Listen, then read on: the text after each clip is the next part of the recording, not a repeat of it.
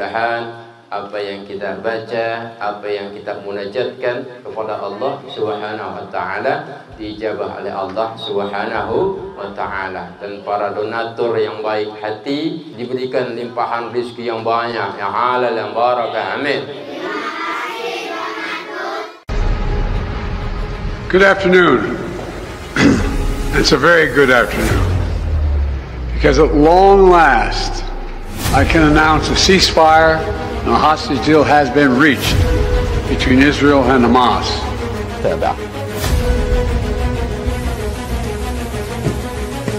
السلام عليكم ورحمة الله وبركاته. يسر دولة قطر وجمهورية مصر العربية والولايات المتحدة الأمريكية الإعلان عن نجاح جهود الوساطة المشتركة وصول طرفي النزاع في قطاع غزة إلى اتفاق بشأن تبادل الأسرى والرهائن والعودة إلى الهدوء المستدام وصولا لوقف دائم لإطلاق النار بين الجانبين. Assalamualaikum warahmatullahi wabarakatuh. Benar syiar Islam, mudah-mudahan tambah berkah, tambah manfaat. Amin. Rabbana atina fid dunya hasanah wa fil akhirati hasanah wa qina adzabannar. Alhamdulillahirabbil alamin.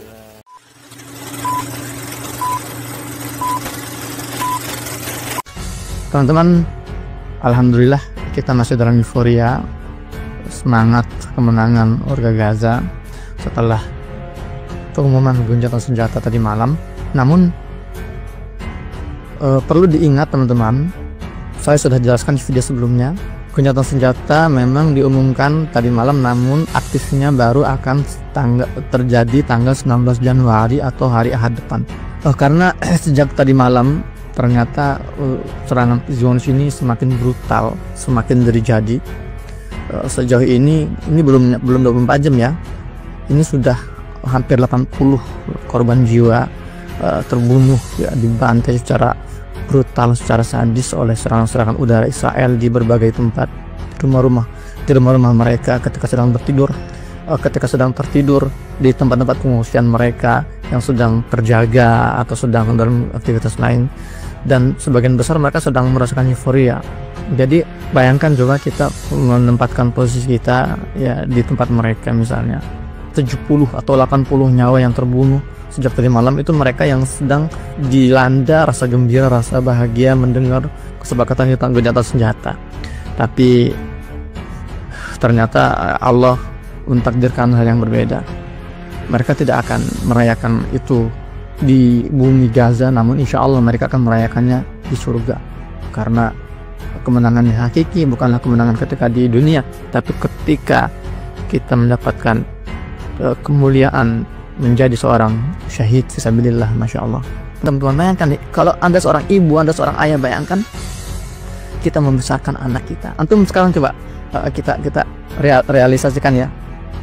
Antum punya anak, antum pikirkan anak antum yang antum cintai, yang antum merawat sejak kecil, yang antum biayai sekolah, yang antum perhatikan, antum cintai, sayangi, antum taruh 2-3 nama anak-anak Anda gitu ya. Ingat wajahnya, bayangkan mereka meninggal, dibunuh. Betapa kehilangan, betapa rasa sakit yang dirasakan, betapa rindu yang tidak bisa diobati. Kalau kita ditinggal anak kita sekolah, kuliah di luar negeri, bisa kembali lagi, bisa dipeluk lagi, bisa bertemu lagi. Tapi anak yang sudah meninggal tidak bisa ditemukan, tidak bisa berkumpul lagi.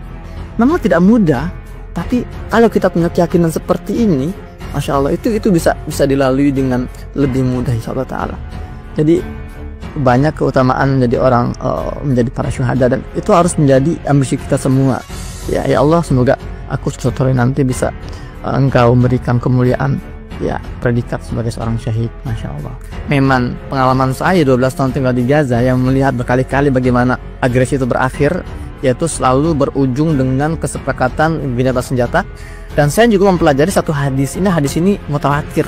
Ini banyak tersebar di berbagai buku-buku hadis ya, bahkan Bukhari, Muslim, Imam Ahmad, mereka juga sudah meriwayatkannya.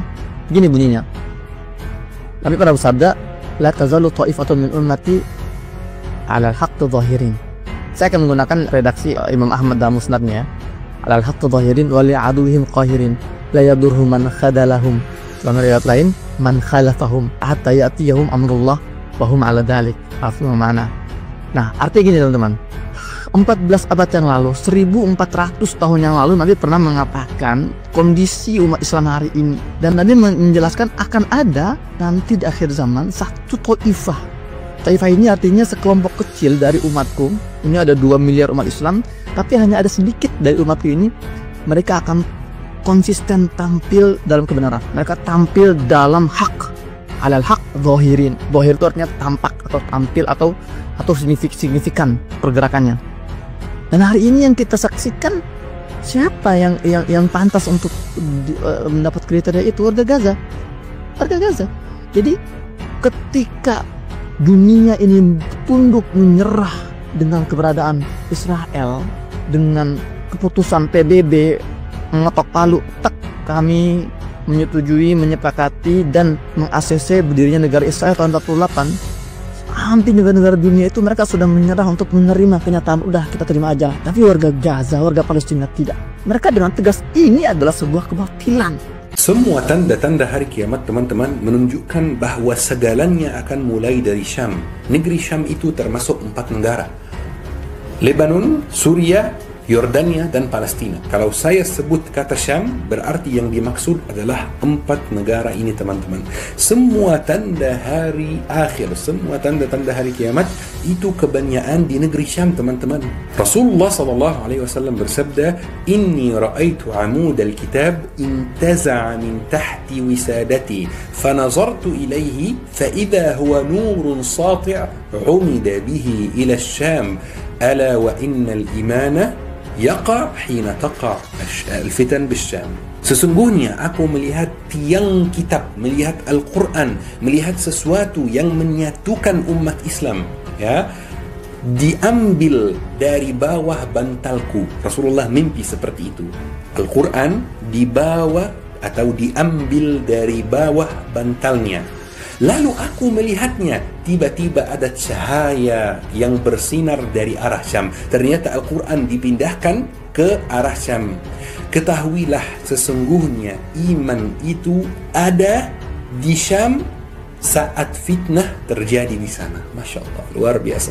Maksudnya apa? Al-Quran dipindahkan dari bawah bantal Rasulullah kepada Al-Syam. Maksudnya Syam itu, Palestina itu bakal menjadi hal yang menyatukan seluruh umat Islam. Sekarang teman-teman, kita bisa melihat seluruh umat Islam mendukung Palestina. Seluruh umat Islam support Palestina. Umat Islam yang tidak support Palestina hanya tersisa beberapa yang munafik saja. Tetapi setiap muslim yang keimanannya kuat, setiap orang yang ada di hatinya rasa kemanusiaan pasti support Palestina. Peristiwa 7 Oktober kemarin di Palestina itu sebenarnya menguji keimanan kita teman-teman.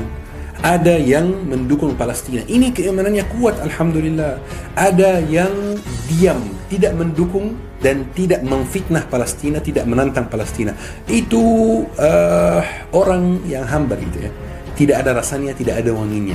Dan ada orang yang malah menantang Palestina, malah memfitnah Palestina, malah menyalahkan Palestina, dan ini adalah orang munafik teman-teman. Dan ada orang yang lebih parah dari itu, malah menyuruh warga Palestina untuk hijrah dari tempatnya dan meninggalkan Palestina. Ini yang paling parah, tidak ada yang lebih parah dari itu. Keimanan kita sedang teruji teman-teman. Keimanan kita sedang teruji.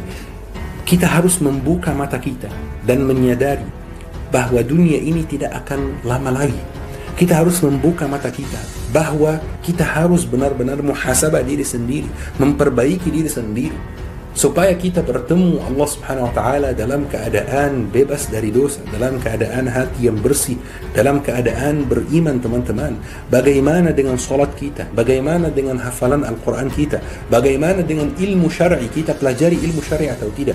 Bagaimana dengan waktu kita? Apakah kita masih sia-siakan waktu kita menonton hal-hal yang tidak bermanfaat, atau kita menggunakan waktu kita untuk pelajari ilmu syar'i, menonton kajian? Sekarang pelajari ilmu syar'i itu sudah sangat mudah. Allah Subhanahu wa taala memberi kita banyak tanda. Dunia tidak akan lama lagi. Sedang terjadi perubahan yang sangat besar di dunia ini. Hati-hati, siapkan diri, jaga salatmu, perbanyak sedekahmu, belajar ilmu agama, karena besok-besok akan ada fitnah yang luar biasa. Akan ada banyak fitnah yang lebih menguji keimanan kita. Contohnya fitnah Ad-Dajjal.